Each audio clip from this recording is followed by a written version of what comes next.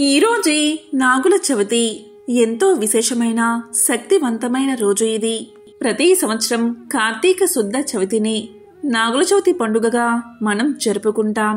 నాగుల చవితి రోజు శివభావంతో నాగేంద్రుణ్ణి అర్చిస్తే సర్వరోగాలు తొలగి ఆరోగ్యవంతులు అవుతారని పురాణాలు చెబుతున్నాయి. మరి ఎంతో విశేషమైన శక్తివంతమైన ఈ రోజు ఈ కథను విన్నా, చదివినా, చెప్పినా, వినిపించినా సకల శుభాలు కలుగుతాయి. జన్మల దోషాలు తొలగి కోటి జన్మల పుణ్యం వస్తుంది. మరి ఆ కథ ఏంటో ఇప్పుడు ఈ వీడియోలో తెలుసుకుందాం. పురాణాల ప్రకారం మనకు నాగదేవతలు అనేకం ఉన్నా వారిలో 9 మందిని మాత్రమే నాగుల చవితి పూజా సమయంలో మనం పూజిస్తాం. వారే అనంతం, వాసుకీం, శేషం, పద్మనాభం, కంబలం, శంఖపాలం, ధృతరాష్ట్రం, తక్షకం, కాళీయం అనే 9 మంది నాగదేవతలను మనం నాగుల చవితి రోజు పూజిస్తాం. వారిని నాగుల చవితి రోజు ఒక్కసారైనా స్మరించుకోవాలి. ఈరోజు ఆస్తికుడి కథను తప్పకుండా వినాలి. ఆస్తికుడి జన్మకు ఒక కారణముంది. ఆస్తికుడు కారణ జన్ముడు. అర్జునుడి ముని మనవడు, అభిమన్యుడి మనవడు, పరీక్షితు కుమారుడు అయిన జనమేజయుడు ఉదంకుని ప్రేరణతో చెయ్య తలపెట్టిన సర్పయాగాన్ని ఆపడానికి జన్మించినవాడే ఆస్తికుడు. ఆస్తికుని తల్లిదండ్రులు ఎవరు అంటే జరత్కారుడు అనే మహాముని, అలాగే జరత్కారువు అనే సర్పజాతి స్త్రీ. పూర్వం జరత్కారుడు అనే మహాముని ఉండేవాడు. అతను మహా తపశ్శక్తి సంపన్నుడు, మహాజ్ఞాని, బ్రహ్మచారి.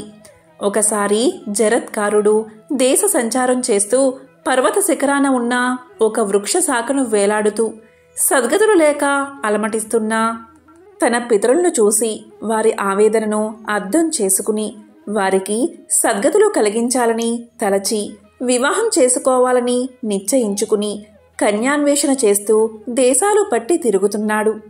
అయితే వార్ధక్య స్థితిలో ఉన్న జరత్కారునకు కన్యాదానం చేయడానికి ఎవ్వరూ ముందుకు రావడం లేదు. పైగా జరత్కారుడు తన పేరులాంటి పేరు ఉన్న కన్యని వివాహం చేసుకుంటానని నియమం పెట్టుకున్నవాడు. ఇది ఒక కారణం జరత్కారునకు వివాహం కాకపోవడానికి. అందుచేత జరత్కారుడు బాధాతప్త హృదయుడై అరణ్య మధ్యలోకి వెళ్ళి, ఈ చరాచర ప్రాణులు నా బాధను అర్థం చేసుకునుగాక, నా పితరుల హితం కోరి సంతానకాంక్షతో వివాహం చేసుకోవాలని ప్రయత్నించి విఫలుణ్ణి అయ్యాను. దయచేసి నా మనోభీష్టానికి తగిన కన్యను భిక్షగా ఇవ్వమని యాచిస్తున్నాను అని బిగ్గరగా రోదించాడు. జరత్కారుని సమీపంలో ఉన్న కొందరు నాగులు అతని ఆవేదన విని ఈ విషయాన్ని తమ సోదరుడు ప్రభువు అయిన వాసుకి నివేదించాయి. వాసుకి జరత్కారుని శక్తి సామర్థ్యాలు, అతని నియమాలు తెలుసు. వెంటనే తన సోదరి అయిన జరత్కారువును నవవధువుగా అలంకరించి జరత్కారుని దగ్గరకు తీసుకువెళ్లి వివాహం చేసుకోమని అర్థించాడు. అప్పుడు వాసుకితో జరత్కారువు ముని ఇలా పలికాడు: నాగరాజా, వివాహం చేసుకున్న తర్వాత నీ సోదరి పోషణాభారం నీవే భరించాలి. నాకు ఇష్టం లేని పని ఈమె ఎప్పుడూ చేయకూడదు. అలా చేసిన మరుక్షణమే ఈమెను నేను విడిచి వెళ్ళిపోతాను అని పలికాడు ముని. వాసుకి ఈ షరతులకు అంగీకరించాడు. జరత్కారునకు జరత్కారువుతో రంగరంగ వైభవంగా వివాహం జరిగింది. మహర్షులందరూ నూతన దంపతులను ఆశీర్వదించారు. నాగకన్య అయిన జరత్కారువు ఎంతో న్యాయంతో మెలుగుతూ భర్తకు ఇష్టానుసారంగా నడుచుకుంటూ పతివ్రతా నియమంతో సేవిస్తూ కాలం గడుపుతుంది. కాలచక్ర నియమానుసారం ఋతుస్నాత అయిన భార్య గర్భవతి కావడం కూడా అంతే సహజం. జరత్కారుని సేవలో జరత్కారువు గర్భవతి అయ్యింది. ప్రజ్వలితాగ్ని సమతేజుడు తపస్సంపన్నుడు అయిన శిశువు ఆమె గర్భంలో దినదిన ప్రవద్దుండు అవుతున్నాడు. ఒకరోజు సాయం సంధ్యా సమయంలో జరత్కారుడు గర్భవతి అయిన తన భార్య ఒడిలో తల వంచి నిద్రిస్తున్నాడు. సూర్యుడు అస్తాద్రికి చేరుతున్నాడు. సంధ్యా సమయంలో సూర్యుడికి అర్ఘ్యం ఇవ్వకుండా నిద్రించడం ధర్మం కాదని తన భర్తకు ధర్మలోపం జరుగుతుందేమో అని జరత్కారు భయపడింది. తమ వివాహ నియమాలు ఆమెకు ఇంకా గుర్తున్నాయి. భర్తకు నిద్రాభంగం చేస్తే తన్ని వదిలి వెళ్ళిపోతాడు, లేకపోతే ధర్మభంగం జరుగుతుంది. అప్పుడు ఆ నాగకన్య బాగా ఆలోచించింది. తనను భర్త వదిలేసినా బాధలేదు, ధర్మలోపం జరగకూడదు అని నిర్ణయించుకుంది. భర్తను మేల్కొల్పింది, కర్తవ్యాన్ని నివేదించింది. భార్య చేసిన పనికి జరత్కారుడు కోపంతో ఊగిపోయాడు. జరత్కారుడు ఇలా పలికాడు, నాగకన్య, నియమాన్ని ఉల్లంఘించి నన్ను అవమానించావు. మాట నిలుపుకోలేని నీతో నేను జీవనయాత్ర సాగించలేను. ఈ క్షణమే నిన్ను పరిత్యజిస్తున్నాను అని పలికాడు ముని. తన భర్త పలుకులకు జరత్కారు వణికిపోయింది. కన్నీళ్లతో భర్త వంక చూస్తూ, స్వామి, ఇది నేను మిమ్మల్ని అవమానించాలని చేసిన పని కాదు. ధర్మలోపం మీ వల్ల జరగకూడదని ఇలా సాహసించాను అని పలికింది. అప్పుడు జరత్కారుడు ఇలా అన్నాడు, సాధ్వి, కారణం ఏదైనా నేను విధించిన షరతును ఉల్లంఘించావు కనుక మనకి ఎడబాటు తప్పదు అని పలికాడు. అప్పుడు నాగకన్య ఇలా పలికింది, స్వామి, మా సోదరుడైన వాసుకి నన్ను మీకిచ్చి వివాహం చేసే సమయంలో ఇలా పలికాడు, సోదరి, మాతృశాపానికి గురైన మన నాగవంశం నీ సంతానం వల్లనే ఉద్ధరించబడాలి అన్నాడు. మీ అనుగ్రహం వల్ల నేను గర్భవతిని అయ్యాను. ఈ సమయంలో మీరు నన్ను వదిలి వెళ్తాను అనడం ధర్మమా అని అర్థించింది. అప్పుడు జరత్కారుడు ఇలా పలికాడు, సాధ్వి, మాట తప్పి నేను చరించలేను, బాధపడకు. నీ గర్భంలో పెరుగుతున్న బాలుడు అగ్ని సమతేజుడు, వేదాంగ పారంగడు, మహా తపస్సాలి. వాడి వల్ల మీ నాగవంశం ఉద్ధరించబడుతుంది అని భార్యను ఓదార్చి జరత్కారుడు తపోభూమికి వెళ్ళిపోయాడు. జరత్కారువు తన సోదరుడైన వాసుకి ఇంటికి చేరుకుంది. 9 మాసాలు నిండిన తరువాత ఒక బాలుణ్ణి ప్రసవించింది. మేనమామ అయిన వాసుకి ఇంటిలో ఆ బాలుడు పెరుగుతున్నాడు. ఋషులతో సంప్రదించి ఆ బాలుడికి ఆస్తికుడు అని నామకరణం చేశాడు వాసుకి. పంచవర్ష ప్రాయుడైన ఆస్తికునికి ఉపనయనం కాగానే భృగువంశ శ్రేష్ఠుడైన చ్యవన మహర్షి దగ్గరకు విద్యాభ్యాసానికి పంపాడు వాసుకి. అతి శీఘ్రకాలంలోనే ఆస్తికుడు సకల విద్యా పారంగతుడు అయ్యాడు. ఇది ఇలా ఉండగా పైలుడు అని మహర్షి శిష్యుడు ఉదంకుడు. అతను ఒకసారి గురుపత్ని కోరికపై మహిమాన్విత కుండలాలు తీసుకుని వెళ్తూ ఉండగా వాటిని తక్షకుడు అపహరిస్తాడు. దాంతో ఉదంకుడు తక్షకుడి పట్ల, నాగజాతి పట్ల కోపం పెంచుకుంటాడు. జనమేజయుడి వద్దకు వెళ్లి సర్పయాగం చెయ్యమని ప్రోత్సహిస్తాడు ఉదంకుడు. జనమేజయుడు పరీక్షితుని కొడుకు. పరీక్షితు మహారాజు తక్షకుని కాటు వల్ల మరణాన్ని పొందుతాడు. ఈ విషయాన్ని గుర్తు తెచ్చుకున్న ఉదంకుడు జనమేజయుడితో సర్పయాగం చేయించాలని సంకల్పం చేసుకుని జనమేజయుడితో ఇలా పలుకుతాడు, జనమేజయ మహారాజా, బల పరాక్రమాలు సంపదలు కలిగిన ఓ రాజా, నీకు చిన్నతనంలోనే పట్టాభిషేకం జరిగి రాజ్యభారం అప్పగించబడింది. ప్రజలందరినీ ధర్మ మార్గంలో నడిచేలా చేశావు. యాగాలు చేసి ఎంతో ఎక్కువగా దక్షిణలు ఇచ్చి బ్రాహ్మణుల్ని పోషించావు. గుణ సంపదలో నీకు ఎవరూ సాటిరారు. ఈ విషయంలో నీ కీర్తి భూమండలమంతా వ్యాపించింది. శృంగి అనే బ్రాహ్మణుడి ప్రేరణ వల్ల నీ తండ్రికి హాని జరిగింది. కాబట్టి నీ తండ్రి మరణానికి కారణమైన సర్పాలను అంతం చెయ్యి. సర్పయాగం చేసి పాముల సంతతిని మొత్తం అందులో పడి కాలి బూడిద అయ్యేలా చెయ్యి అని సలహా ఇచ్చాడు ఉదంకుడు. ఉదంకుడి మాటలు విన్న జనమేజయుడు కోపంతో, తక్షకుడు విషాగ్నితో నా తండ్రిని ఎలా అయితే చంపాడో అదేవిధంగా తక్షకుణ్ణి, అతడి బంధుజనాన్ని కూడా అగ్నిజ్వాలల్లో పడి కాలిపోయేలా చేస్తాను. స్వర్గస్థుడైన నా తండ్రికి, మంచి వాళ్ళందరికీ మంచి జరిగేలా చేస్తాను అన్నాడు జనమేజయుడు.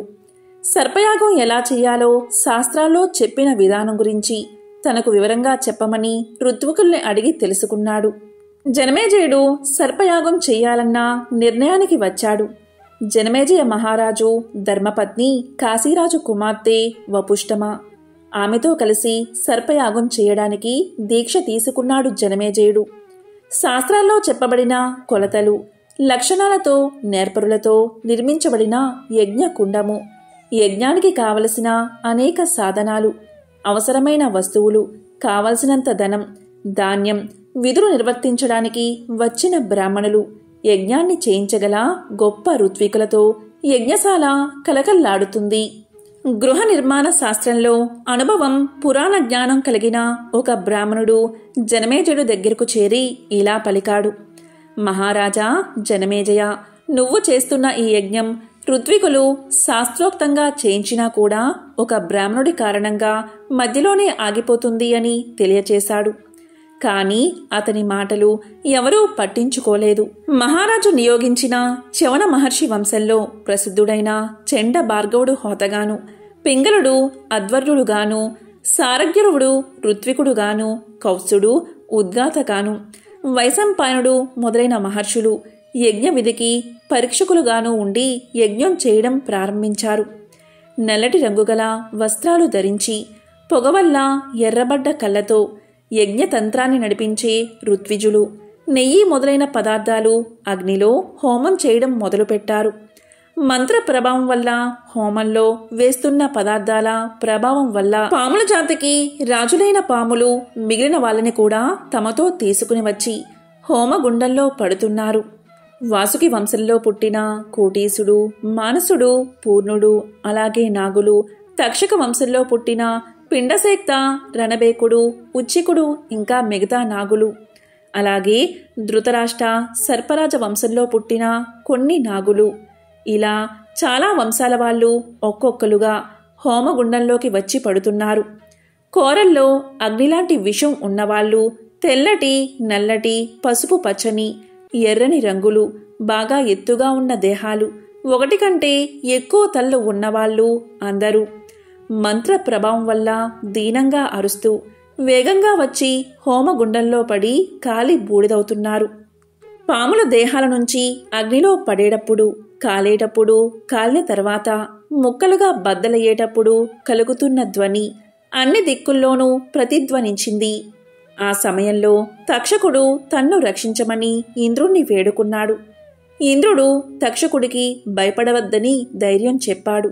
తన తల్లి కద్రువ ఇచ్చిన శాపం వల్ల ఈ మారణ హోమం జరుగుతుందని, నాగజాతి మొత్తం నాశనమవుతుందని బాధపడిన వాసుకి తన చెల్లెలు జరత్కారువు దగ్గరకు వెళ్ళాడు. సోదరి, జనమేజయుడు తలపెట్టిన సర్పయాగం వల్ల నాగజాతి మొత్తం నాశనమవుతుంది. దాన్ని ఆపించగల శక్తి, నిర్మలమైన మనస్సు కలిగినవాడు, గొప్ప తపస్సంపన్నుడు, పాపాలు లేనివాడు, బ్రహ్మతో సమానుడు అయిన నీ కుమారుడు ఆస్తిక మహర్షికి మాత్రమే సాధ్యం. ఇక ఆలస్యమైతే సర్పజాతే లేకుండా నాశనం అయిపోతుంది. జనమేజయ మహారాజు దగ్గరకు వెళ్లి సర్పయాగం ఆపించి పాముల్ని రక్షించమను అని పలికాడు వాసుకి. అన్న వాసుకి చెప్పిన మాటలు విని జరత్కారువు ఆస్తికుడి వైపు చూసి, నీ మేనమామ చెప్పింది విన్నావా? అతడు చెప్పినట్లు చెయ్యి అని పలికింది. తల్లి మాటలు విని ఆస్తికుడు, తల్లి, ఇంతకు ముందు అగ్నిలో పడి దగ్ధమైన వాటిని ఏమీ చెయ్యలేను. ఇక ముందు పడకుండా ఉండేటట్లు మిగిలిన వాటిని రక్షిస్తాను అని పలికాడు. ఆస్తికుడు వాసుకి మొదలైన సర్పరాజుల్ని ఓదార్చి జనమేజయుడు సర్పయాగం చేస్తున్న శాలలో ప్రవేశించాడు. అతడు ప్రవేశించగానే ఆ ప్రదేశమంతా గొప్ప కాంతితో ప్రకాశించింది. అప్పుడు ఆస్తికుడు ఇలా పలికాడు. ఓ జనమేజయ మహారాజా, నువ్వు చంద్రవంశానికే అలంకారానివి, గొప్ప ధర్మాత్ముడివి. భూ ప్రజలు కోరుకున్నట్లుగాను, పాండవ వంశం కీర్తితో ప్రకాశించేటట్లుగాను రాజ్యాన్ని పాలిస్తున్నావు. నల మహారాజు చేసిన యాగం, ధర్మరాజు చేసిన రాజసూయయాగం, బ్రహ్మదేవుడు ప్రయాగ క్షేత్రంలో చేసిన యాగం, వరుణదేవుడు, కృష్ణుడు, చంద్రుడు చేసిన యాగాల కంటే కూడా నువ్వు చేస్తున్న యాగం చాలా గొప్పది. ఇక్కడ ఉన్న ఋత్వికులు కూడా యజ్ఞం చేయించడం బాగా తెలిసిన వాళ్ళు, గొప్ప జ్ఞానం కలవాళ్ళు, గొప్ప తపస్సంపన్నులు, అనేక శక్తులు కలవాళ్ళు, బ్రహ్మతో సమానమైన వాళ్ళు. మహారాజా, విద్వాంసులకే విద్వాంసుడు, ధర్మదేవత 3 లోకాల్లోనూ గొప్ప తేజస్సు కలవాడు, మంచివాళ్లతో కీర్తించబడేవాడు అయిన వ్యాస మహర్షి తన కుమారుడితోనూ శిష్యులతోనూ ఋత్వికుల సమూహంతోనూ వచ్చి నువ్వు చేస్తున్న యాగంలో సదస్యుడుగా ఉన్నాడు అంటే నీ యాగం గురించి, నీ గురించి వర్ణించడం ఎవరితరం అని మహారాజును కీర్తించాడు. జనమేజయ మహారాజుని, అతడి యజ్ఞాన్ని, యజ్ఞం చేయిస్తున్న ఋత్వికులని, యజ్ఞ విధిని పరీక్షిస్తున్న సదస్యుల్ని, పూజ్యుడైన అగ్నిని, అక్కడున్న ప్రతి ఒక్కరిని కూడా ఎవరికి తగినట్లు వాళ్ళని పొగిడి అందరినీ సంతోషపెట్టాడు ఆస్తిక మహర్షి. దీంతో జనమేజయ మహారాజు ఆనందంతో ఆస్తిక మహర్షికి ఏం కావాలో అడగమన్నాడు. జనమేజయ కోపాన్ని వదిలిపెట్టి పాముల వంశానికి భయం తగ్గేట్టు, నాకు సంతోషం కలిగేటట్టు ఈ సర్పయాగాన్ని ఆపి నాగజాతిని కాపాడు అని కోరాడు ఆస్తికుడు. అతడు అడిగిన దాన్ని విని అక్కడ ఉన్న వాళ్ళందరూ అర్హుడు, తగినవాడు, గొప్ప తపస్సే ధనంగా కలవాడు అయినా ఈ బ్రాహ్మడి కోరిక తీర్చడం మంచిది, గౌరవంతోనూ ప్రేమతోనూ అతడి కోరిక తీర్చండి అన్నారు. సదస్సులందరూ కలిసి చెప్పడం వల్ల జనమేజయుడు ఆస్తికుడు అడిగినట్లు సర్పయాగాన్ని ఆపించాడు. అప్పటికే మంత్ర ప్రభావంతో వేగంతో సుడిగాలిలా హోమగుండం వైపు వస్తున్న తక్షకుణ్ణి మధ్యలోనే ఆపి హోమగుండంలో పడకుండా వెనక్కి పంపించేశాడు ఆస్తికుడు. తల్లి అయిన కద్రువ ఇచ్చిన శాపం వల్ల జనమేజయుడు చేస్తున్న సర్పయాగంలో కద్రువ సంతానమైన పాములు మరణిస్తున్నాయి. సర్పయాగాన్ని ఆపించి పాముల్ని మరణం నుంచి తప్పించిన ఆస్తికుణ్ణి యాగశాల్లో ఉన్న వాళ్ళందరూ భక్తితో స్తోత్రం చేశారు. ఆస్తికుని కారణంగా సర్పవంశం నిర్వంశం కాకుండా నిలిచింది. తమ జాతి అంతరించిపోకుండా కాపాడిన ఆస్తికునికి సర్పజాతి మొత్తం దాసోహం అయ్యింది. ఆస్తికుడు సర్పజాతికి ఆరాధ్య దైవమయ్యాడు. ఇదే ఆస్తికుని కథ. ఈ నాగుల చవితి రోజు ఆస్తికుణ్ణి తప్పనిసరిగా స్మరించాలి. మరి నాగుల చవితి యొక్క పురాణ కథను తెలుసుకుందాం. సంతానానికి సర్ప పూజకు గల సంబంధాన్ని తెలపడానికి బ్రహ్మ పురాణంలో ఒక కథ ఉంది. ఆ కథ ఏంటో ఇప్పుడు విందాం. పూర్వకాలంలో చంద్రవంశాన్ని సూరసేనుడు అనే మహారాజు పరిపాలిస్తూ ఉండేవాడు. ప్రజలను కన్నబిడ్డల్లా చూసుకునేవాడు. అతనికి ధనం, ధాన్యం ఎన్ని ఉన్నా సరే ఒక్కటే లోటు, అదే సంతానం లేకపోవడం. దీంతో సురసేన మహారాజు యొక్క భార్య సంతానం కోసం చాలా రోజులు తపస్సు చేసింది. ఆ తపస్సు కారణంగా ఆమె గర్భాన్ని ధరించి ఒక సర్పానికి జన్మను ఇచ్చింది. దాంతో దంపతులిద్దరూ ఆ సర్పాన్ని ఎంతో ప్రేమగా పెంచుతూ వచ్చారు. సర్పం పెరుగుతూ ఉంది.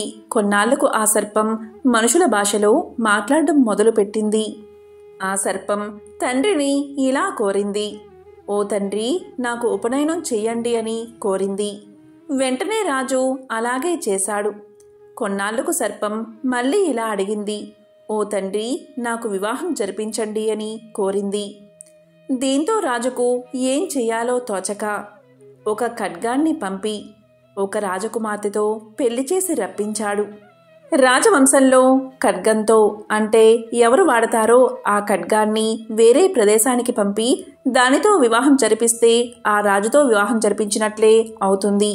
ఈ విధంగా తన కొడుకు ఖడ్గాన్ని వేరే దేశానికి పంపి ఆ దేశపు రాజకుమార్తెతో వివాహం జరిపించాడు. ఎన్నో ఆశలతో అత్తవారింటికి వచ్చిన రాజకుమార్తె తనకు వివాహం జరిగింది ఒక సర్పంతో అని తెలుసుకోగానే ఎంతో బాధపడింది.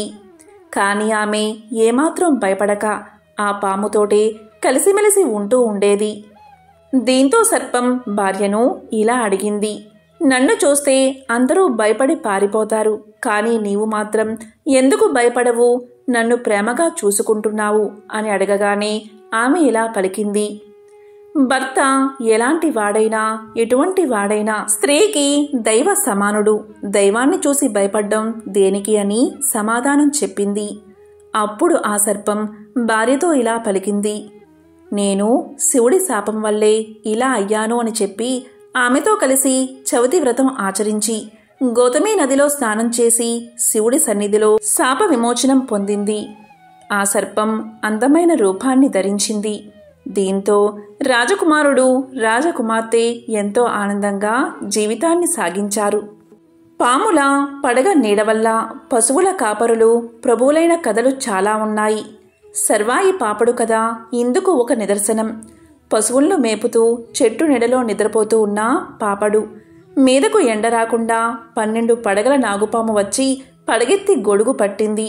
తరువాత అతనికి రాజయోగం పట్టింది.